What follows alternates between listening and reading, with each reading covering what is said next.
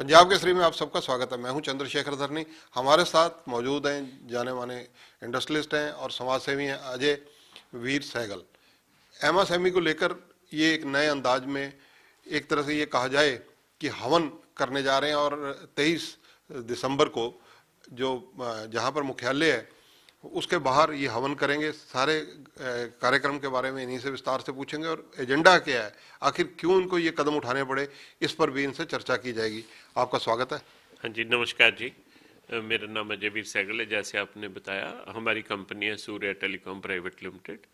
MSME act बना है 2006, जो कि बहुत ही अच्छा एक्ट है, सेंट्रल गवर्नमेंट ने बना रखा है। स्पेशली रिलेटेड टू एमएसएमई में होता क्या है, यूजुअली जो सप्लायर हैं जिस भी तरह के हैं वो पेमेंट लेट करते हैं, और किसी भी एमएसएमई के लिए जो पेमेंट है, फंड्स हैं, वो ब्लड लाइन की तरह है। अगर आपको टाइमली पैसे नहीं मिलते तो नेचुरली आप बिजनेस नहीं ग्रो करा पाते। तो एमएसएमई एक्ट के अंदर क्या है जी, भी आप एमएसएमई काउंसिल को अप्रोच करते हो, जो कि स्टेट गवर्नमेंट की ही काउंसिल बनाई होती है। एमएसएमई एक्ट में लिखा हुआ भी इस तरह से काउंसिल बनाई जाए। उनको आप अप्रोच करते हो, वो दोनों की बैठ के सेटलमेंट कराते हैं। नई सेटलमेंट होती तो आर्बिट्रेटर को दे देते हैं, और बड़ा क्लियर है भी आपने 90 डेज में इसका सारा समाधान करना है। तो पहले कुछ साल इसी तरह अच्छा भी चला। अब पिछले 3-4 साल से हरियाणा में क्या हो गया, अभी इन्होंने, हम एमएसएमई को अपनी एप्लीकेशन लगाते हैं तो ये 90 दिन क्या, कई बार 5-5 महीने 6-6 महीने उस पर सुनवाई नहीं होती।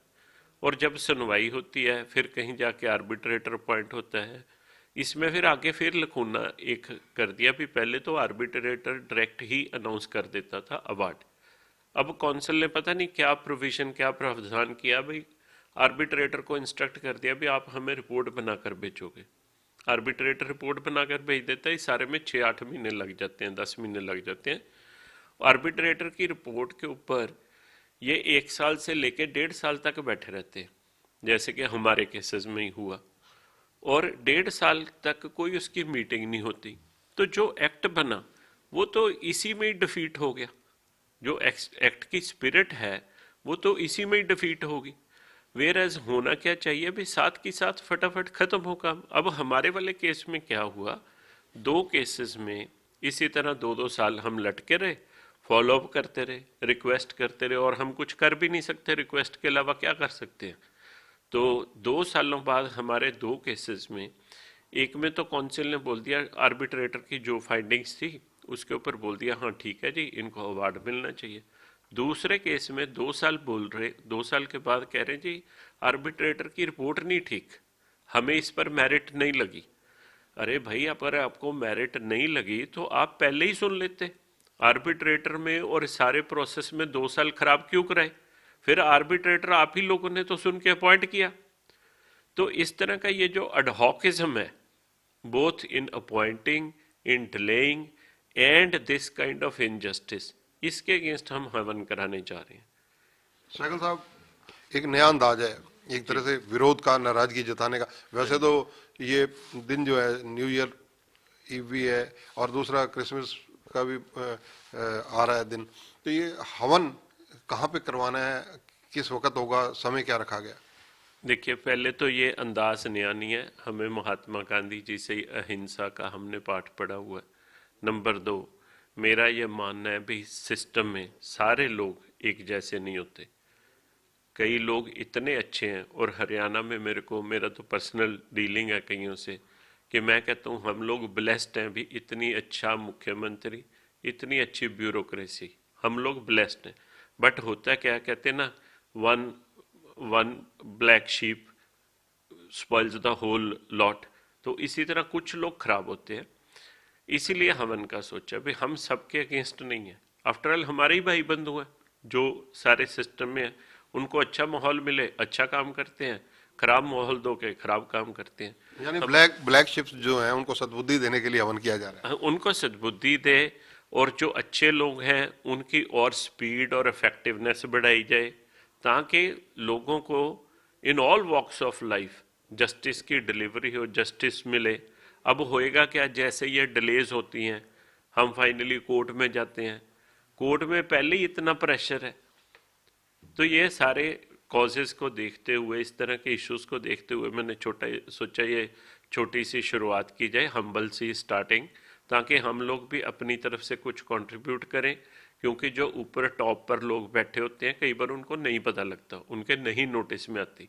हम लोग रिप्रेजेंटेशंस भेजते हैं, पर उनके पास इतनी लेटर्स जाती हैं, इतनी चिट्ठियां जाती हैं कि वो नहीं पर्सनली फोकस कर पाते। अवेयरनेस अवेयरनेस का इस अभियान या विरोध के इस अभियान के लिए लोकेशन क्या रखी गई है? लोकेशन एमएसएमई भवन है जी, हुड्डा की बिल्डिंग है, सेक्टर 6 पंचकुला में। वहाँ एमएसएमई का हेड ऑफिस है। उसके बाहर जो पार्किंग एरिया है और ग्रीनरी है, वहाँ पर रखा है हमने 9:30 पर शुरू कर देना, 11:30 ख़त्म कर देंगे, ताकि ऑफिस स्टार्ट होने से पहले हो जाए। और मोस्ट ऑफ द एक्टिविटी जब तक ऑफिस और इनकी दिनचर्या शुरू होती है 11 बजे तक, तब तक हम वाइंड अप कर लें, ताकि हम किसी को डिस्टर्ब भी ना करें। पीसफुल हवन हो। हवन से एक तो शुद्धि होती है माहौल की, एक हमारी ये भगवान से प्रार्थना है भी सबको सुबुद्धि बख्श, सबको ये इस तरह की एक्शंस करें भी लोगों की हेल्प की जाए, ना कि हम किसी के लिए रेजिस्टेंस एक्ट करें। एमएसएमई को लेकर मैं सीधा सवाल करना चाहूंगा, क्या सुधारों की जरूरत है? अगर आपको ये हवन करने की जरूरत पड़ी, इस हवन का कारण तो अहम यही समझ आ रहा है कि कहीं ना कहीं त्रुटियां हैं, कहीं ना कहीं व्यवस्था में कोई ना कोई खामी है, वो कैसे सुधारी जा सकती है? वो सलाह क्या है आपकी? देखिए जी, सुधार के लिए तो बहुत सजेशंस हैं। फर्स्ट ऑफ ऑल, ये तो बड़ा छोटा सा एक टॉपिक है, अभी हमने डिलेड पेमेंट्स को लेकर के आर्बिट्रेशन की तरफ जाने वाली प्रक्रिया के ऊपर हवन करा रहे हैं। वेयरएज किसी भी कंट्री की जो बैकबोन है वो एमएसएमई है, क्योंकि सबसे ज़्यादा एम्प्लॉयमेंट जनरेट करती है, सबसे ज़्यादा वेल्थ जनरेट करती है, और बिजनेस कम्युनिटी सबसे ज़्यादा हार्ड वर्किंग है, क्योंकि किसी से कोई सब्सिडी नहीं, किसी से कुछ नहीं, अपनी मेहनत से, अपने रिस्क से पैसे लगाने, अपने रिस्क पर काम करना। तो ये एमएसएमई बैकबोन है, अगर इसको सही तरह से समझा जाए। मेरे को अपने बिजनेस में कई जगह ट्रैवल करने का मौका मिला, चाइना, इजराइल एट्सेट्रा। तो वहाँ पर क्या करते हैं लोग, वहाँ पर जो लोकल एडमिनिस्ट्रेशन है वो एमएसएमई के साथ आके बैठती है, मंथली रिव्यूज़ करती हैं उनके बैठ के, उनके पास भी आपको किसी तरह की कोई प्रॉब्लम तो नहीं आ रही, काम करने में कोई इशू तो नहीं आ रहा, कोई लेबर रिलेटेड, कोई इंफ्रास्ट्रक्चर। क्यों? क्योंकि वो जो इंडस्ट्री है वो लोकल एम्प्लॉयमेंट भी जनरेट कर रही है, टैक्सेस में भी कंट्रीब्यूट कर रही है, इंफ्रास्ट्रक्चर में भी। पर हमारे यहाँ ऐसा नहीं है। हमारे यहाँ, मेरे को बड़े मतलब अफसोस के साथ कहना पड़ता है भी कुछ लोग तो इंडस्ट्री डिपार्टमेंट में इस तरह के, जिनको इंडस्ट्री का कुछ भी नहीं पता, वो तो समझते हैं बस ये एक मिल्किंग काऊ है, इनसे पैसे लिए जाए, किसी न किसी तरह से फंसाया जाए और अपने लिए अपनी जेब गर्म की जाए। वेयरएज ऐसे नहीं होता। एमएसएमई विदाउट गवर्नमेंट सपोर्ट नहीं चल सकती। मैंने आज सुबह भी किसी एक आर्टिकल में लिखा है कि आप ये देखिए, अगर टॉप की 100 कंपनीज वर्ल्ड की आप उठाएं तो इंडिया में से सिर्फ 2 हैं। हमारे यहाँ से क्यों लोग बाहर जाके परफॉर्म करते हैं? पिछले 4 सालों में 12 लाख हाई नेटवर्थ इंडिविजुअल यहाँ से बाहर चला गया, वहाँ बाहर जाके वो कामयाब है, यहाँ क्यों नहीं है? क्योंकि बिजनेस इन्वायरमेंट का चक्कर है। तो ये काफ़ी लंबा चौड़ा टॉपिक है, मैं इसके ऊपर दोबारा फिर कवरेज कराऊंगा एक के ऊपर भी। हमें इंडस्ट्री को ग्रो कराने के लिए प्रैक्टिकली ग्रास रूट लेवल पर क्या करना चाहिए, जो मेरी विजडम है। आपकी तरह के आपके कुछ केसेस हैं, कुछ और लोगों के केसेस हैं, कई लोग आपके संपर्क में आए होंगे। एमएसएमई में इस वक्त कितने केस ऐसे पेंडिंग होंगे जो लंबे समय से लटके हुए हैं? जो मेरी इन्फॉर्मेशन है भी कोई अराउंड 600 केस इस तरह का एमएसएमई में लटका हुआ है। ठीक है, हमने इनिशिएटिव लिया, हम आगे आके थोड़ा सा बोल्डली इसको कर रहे हैं जागृत, बट अराउंड 600 केस इस तरह का है। और पिछले 3 सालों में एमएसएमई हरियाणा में बहुत बुरा हाल है। मैं फिर उसी सवाल पर आऊंगा, जो 3 साल से जो लचर वचर व्यवस्था चल रही है, इसको सुधारने का दायित्व तो सरकार का है, लेकिन सुझाव आप लोगों के काम आएंगे। आपके सुझाव क्या रहेंगे? मेरे सुझाव यही रहेंगे कि इसको सिस्टम को एफिशिएंट करने के लिए आप कुछ इंडस्ट्री से रिप्रेजेंटेशंस लें जो कि अच्छे लोग हों। आप लोगों को आइडेंटिफाई करने में कोई मुश्किल नहीं है, सरकार के पास बहुत इंफ्रास्ट्रक्चर और इनपुट्स होती हैं, और सरकार के लिए कोई मुश्किल काम नहीं है। आप बैठिए with open mind, with open arms, तो अगर आप रिजॉल्व करने पे आएंगे तो बड़ी जल्दी रिजॉल्व हो जाएगा। और मेरे को बड़ा भरोसा है भी जिस तरह के अब हमारे पास इंडस्ट्री डिपार्टमेंट में ऑफिसर्स हैं, वो इसको काफ़ी फास्टली ख़त्म करा देंगे। जैसे ही उनके नोटिस में आएगा वो ख़त्म करा देंगे। बट इसके अलावा इशू यहाँ ख़त्म नहीं होता, इसके अलावा इंडस्ट्री को और सपोर्ट करें ताकि हरियाणा हमारा प्रोग्रेस करे। एक आपकी बातचीत में एक सवाल और निकल कर आया, जिस प्रकार से यहाँ का यूथ विदेशों में भाग रहा है, इसका एक तो स्पेसिफिकली कारण आप अपने अनुभव के आधार पर बता सकते हैं हमारे दर्शकों को कि क्या हो सकता है, क्यों जा रहे हैं? हरियाणा पंजाब में तो एक जिसको कहते हैं बाढ़ सी आ गई है, ऑस्ट्रेलिया कनाडा या अमेरिका की तरफ रुख कर रहे हैं बच्चे। इसके लिए हमारा जितना भी इन्वायरमेंट है वो सारा हमें रिव्यू करना पड़ेगा। रिव्यू इन द सेंस भी हमें सारी policies, the way we are being governed, right, and the way our education system is, ये सारे को हमें रिव्यू करके ये लाना पड़ेगा कि हम लोगों के लिए कंड्यूसिव इन्वायरमेंट क्रिएट करें। आप देखिए, किसी ने भी छोटा सा काम शुरू करना है, अभी भी हमने मेक इन इंडिया में मोदी जी ने बड़ा फोकस रखा, पर क्योंकि इंडस्ट्री के सब्जेक्ट दो इश्यूज में डिवाइडेड है, सेंटर में और स्टेट में। कुछ रूल्स सेंटर के पास हैं, कुछ डिपार्टमेंट सेंटर के पास हैं, कुछ स्टेट्स के पास है। बट डिस्पाइट दैट हुआ क्या है भी, जो जर्नल एक ईज ऑफ लिविंग टॉपिक है भी, आपको ईज ऑफ लिविंग को कॉन्टिन्यूसली साथ में इम्प्रूव कराना पड़ेगा, तभी आपका ease of doing business improve होएगा।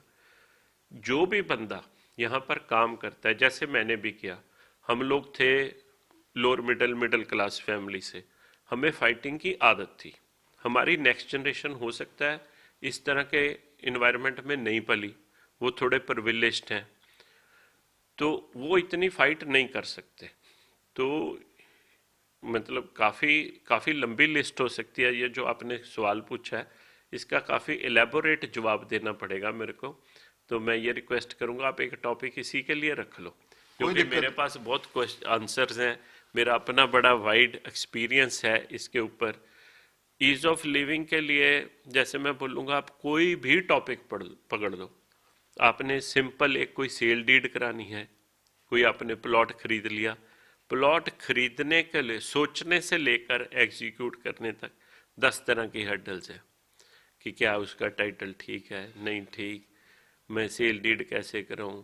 सो ये मैं एक छोटी सी एग्जांपल लेकर बता रहा हूँ। आज इसी टॉपिक पर रहते हैं। इस एमएसएमई की हवन जो आप करने जा रहे हैं मुख्यालय के बाहर, अगर फिर भी कोई सुनवाई नहीं होती तो नेक्स्ट कदम क्या रहेगा? नेक्स्ट कदम इससे भी बड़ा हवन करेंगे, इससे भी अच्छा कोई और पाठ कराएंगे, कोई गीता का पाठ रखाएंगे, कोई जप जी साहब का पाठ कराएंगे। यही स्ट्रेटजी अडॉप्ट करेंगे। यही एक तरीका है जो मेरे को लगता है कि हम लोग नहीं है कुछ करने वाले, एक ऊपर की ताकत भी है, तो वो भी साथ मिलती है आपके। जब भी आप कोई अच्छा काम करते हो तो वो भी आपको एक ताकत बख्शता है। धन्यवाद। तो ये हैं अजय वीर सहगल।